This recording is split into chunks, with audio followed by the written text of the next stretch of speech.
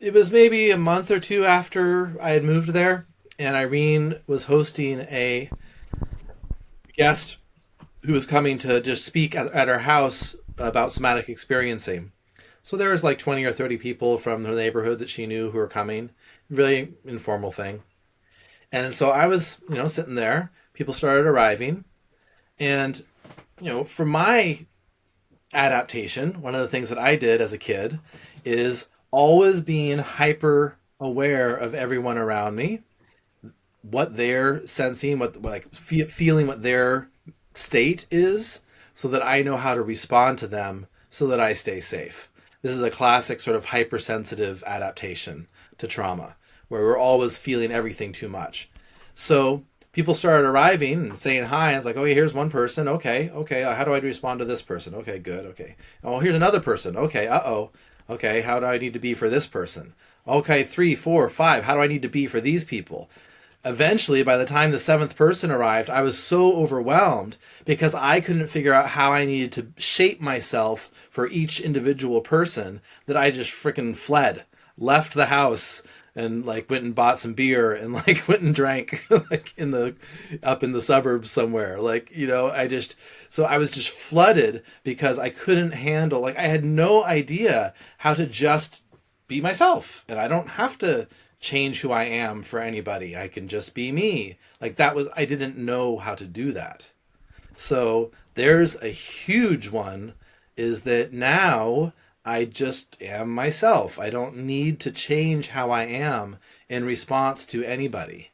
That's called connection to self, connection to authenticity, connection to feeling comfortable in my own skin, and just to be who I am no matter the context.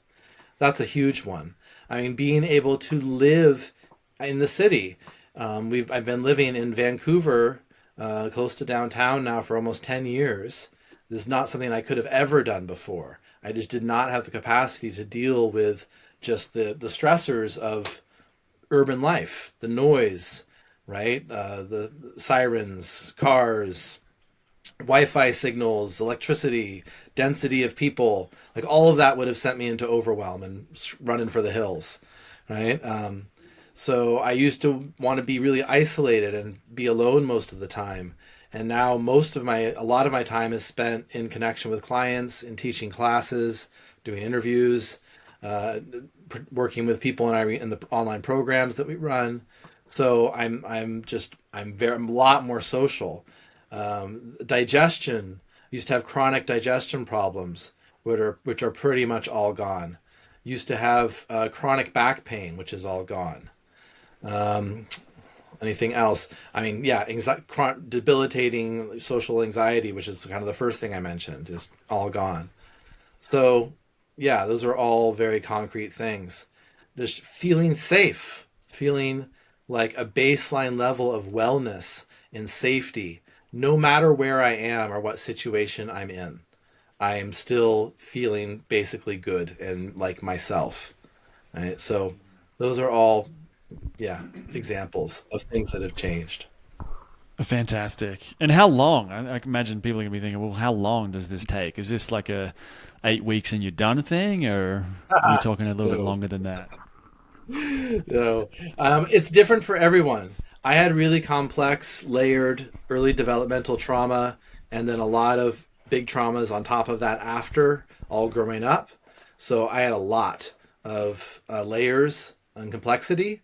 For me, it took about 7 years of consistent work to get to this place. It was about, yeah, it was about after 7 years of work that there was this one day where I was taking a nap. I used to be hypersensitive. That's another thing. I used to be hypersensitive to sound. If there's any sound in the environment, I couldn't sleep. I would go into a rage, or I'd be just completely pissed. And there's this one day where like I just fell asleep in a nap for the middle of the day. There's construction outside. Irene was walking around upstairs, footsteps, walking around. I just fell asleep. It's no problem. And I woke up. I was like, holy shit! Like that's yeah, okay. I feel safe. My physiology feels safe, no matter the stimulus that's going on. And yeah, that was about 7 years. So it depends on your history. it's not unusual for it to take many years. That is, it's not a matter of weeks, definitely for anybody. Say someone had really good, attuned, caring, present parents that totally supported their authenticity and were there enough such that they had good early wiring and were like really resilient, healthy, regulated people. There are some of those, not very many, but there's a few. But then say that healthy, regulated person got into a bad car accident or was attacked, got experienced some kind of big trauma later in life. If they had a really solid early foundation, then a couple months of work might do it. I've had one client like that. I've had hundreds and hundreds of clients at this point.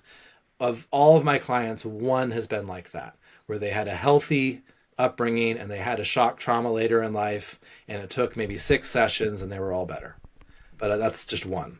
The rest, you're looking at least a couple years, maybe 5 years, somewhere in there.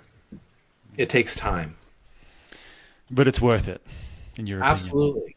And I don't want people to think that it's like it takes that time to feel any better at all. Like there's changes all along the way. Like I started having significant changes just after, within the first year of work in terms of like understanding myself and feeling better and not so afraid. So, there's good improvements that can happen all along that trajectory. But when we were talking about fully restoring regulation, that's what it comes down to is your nervous system is working properly the way it's supposed to in flow. You don't have to do anything to make that happen. It's just that way. You don't have to do anything to regulate yourself. You're autonomically regulated. That takes time.